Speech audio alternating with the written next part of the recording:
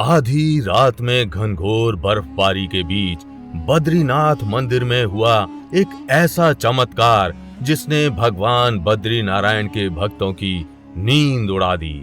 आधी रात में बद्रीनाथ मंदिर में घटी इस अद्भुत घटना ने लोगों को अंदर से डरा कर रख दिया है और लोग ये सोचने पर मजबूर हो गए हैं कि क्या आने वाले दिनों में भगवान बद्री नारायण के दर्शन होंगे भी या नहीं।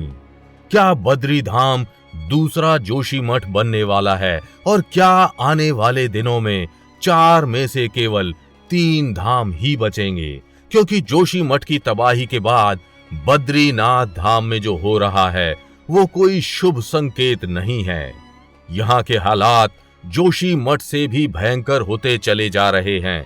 तो क्या बद्रीनाथ धाम में हुआ ये चमत्कार भविष्य की किसी अनहोनी का सूचक है? आखिर ऐसी कौन सी घटना घटी उस रात बद्रीनाथ धाम में जिसने लोगों को बद्रीनाथ मंदिर के प्रति चिंतित कर दिया? और आखिर क्या था वो चमत्कार? जानने के लिए वीडियो को अंत तक जरूर देखिएगा, लेकिन वीडियो शुरू करने से पहले जय श्री बद्री नारायण कमेंट करना बिल्कुल भी मत भूलिएगा। हमारी इस प्रार्थना से भगवान की दया दृष्टि इन धामों पर बनी रहेगी और वे स्वयं इन धामों के साथ साथ अपने भक्तों की भी रक्षा करेंगे। वृंदावन की 100% असली श्री भक्तमल तुलसी माला राधा नाम के साथ पाएं कृष्ण संदेश, संपूर्ण भगवत गीता, ग्रहों से लेकर स्वास्थ्य संबंधी समस्याओं के निवारण के लिए आज ही धारण करें। बात कुछ दिन पहले यानी 28 जनवरी साल 2023 की है, जब बद्री धाम में रहने वाला एक स्थानीय व्यक्ति आधी रात को अचानक नींद से उठ खड़ा हुआ। वो इतना घबरा गया कि सर्दी के मौसम में भी उसका पसीना निकलने लगा। वो लड़खड़ाते हुए बद्रीनाथ मंदिर की ओर बढ़ा। वो घबराता हुआ मंदिर के पास आया और मंदिर के बंद कपाट को देखने लगा। उसने मंदिर के चारों तरफ देखा और उसकी नजर मंदिर के पीछे दूर उन ऊंचे ऊंचे पहाड़ों पर रुक गई। वो कभी उन पहाड़ों को तो कभी मंदिर को देखता और मंदिर को देखते हुए बार बार अपने हाथ जोड़ लेता। लेकिन इसी बीच उसके पड़ोसी भी उसका पीछा करते हुए वहां आ पहुंचे और जब सबने उस व्यक्ति से आधी रात को बद्रीनाथ मंदिर आने का कारण पूछा, तब उसने जो बताया उसे जानकर वहां मौजूद सभी लोग चौंक गए। दरअसल उस व्यक्ति ने सोते समय ये सपना देखा था कि बद्रीनाथ मंदिर के पीछे के पहाड़ खिसक कर आगे चले आए हैं और उन्होंने मंदिर को ढक लिया है और कोई भी बद्रीनाथ के दर्शन नहीं कर पा रहा। इसलिए वो मंदिर को देखने चला आया। तो आखिर क्या है उन पहाड़ों का रहस्य, जानकर आप भी उन सभी की तरह चौंक जाएंगे। दरअसल वो पहाड़ कोई और नहीं बल्कि नर नारायण नामक वो पहाड़ हैं जिनकी भविष्यवाणी का वर्णन महर्षि वेद व्यास द्वारा रचित स्कंद पुराण में मिलता है। वेद व्यास जी ने लिखा है कि घोर कलयुग के समय जोशी मठ में स्थित भगवान नरसिंह का बायां हाथ गिरते के साथ साथ एक भयानक भूकंप आएगा। वो भूकंप इतना भयावह होगा कि नर और नारायण नाम के 2 पर्वत एक हो जाएंगे।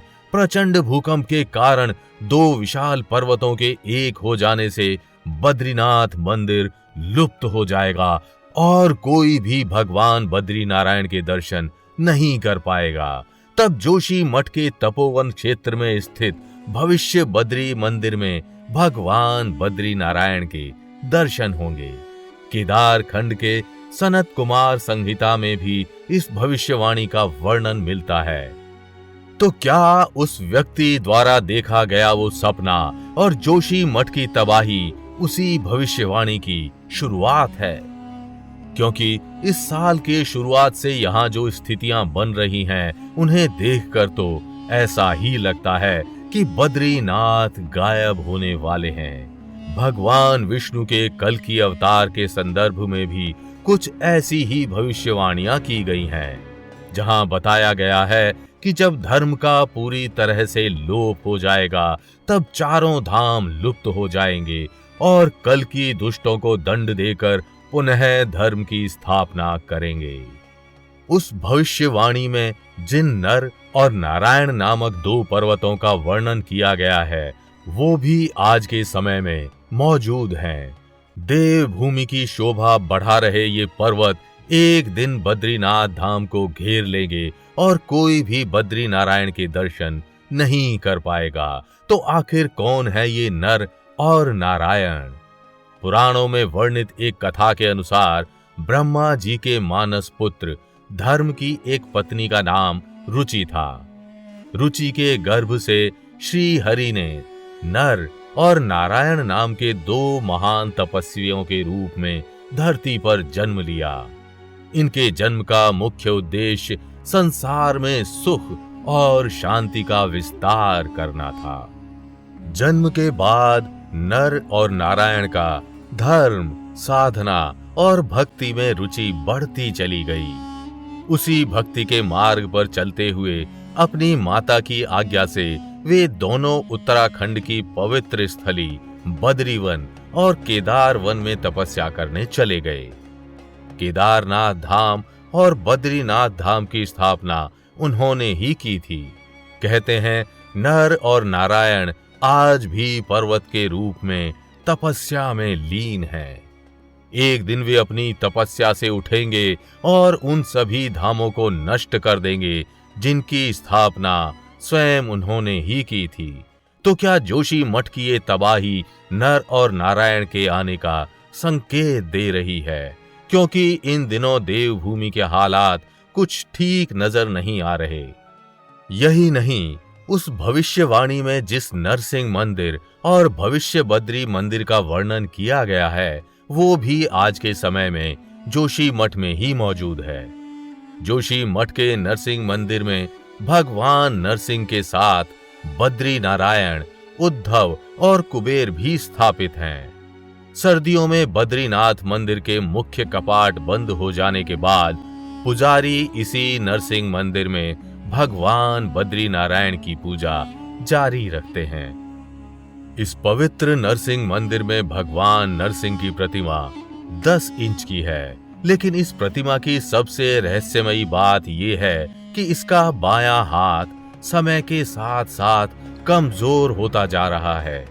ऐसी भविष्यवाणी है कि जिस दिन भगवान नरसिंह की बाईं भुजा टूटकर गिर जाएगी, उस दिन ना सिर्फ जोशी मठ बल्कि पूरा बद्रीनाथ धाम खत्म हो जाएगा, क्योंकि जोशी मठ में तबाही का आगमन हो चुका है और पता नहीं कब वो तबाही नरसिंह मंदिर में पहुंच जाए, कुछ कह नहीं सकते। किंतु एक दिन बद्रीनाथ धाम का तबाह होना सच है, क्योंकि प्राचीन काल से मौजूद भविष्य बद्री मंदिर उस तबाही का सूचक है। वर्तमान बद्रीनाथ मंदिर के तबाह होने के बाद भगवान बद्री नारायण की पूजा इसी भविष्य बद्री मंदिर में होगी। जोशी मठ से लगभग 17 किलोमीटर दूर तपोवन के क्षेत्र में आज भी स्थित है भविष्य बद्री मंदिर। जोशी मठ समेत पूरी देवभूमि के बिगड़ते हालात क्या उसी भविष्यवाणी की ओर संकेत कर रहे हैं? हमें कमेंट करके जरूर बताइएगा। और अगर वीडियो अच्छी लगी हो तो इसे लाइक व शेयर कर चैनल को सब्सक्राइब करना बिल्कुल भी मत भूलिएगा।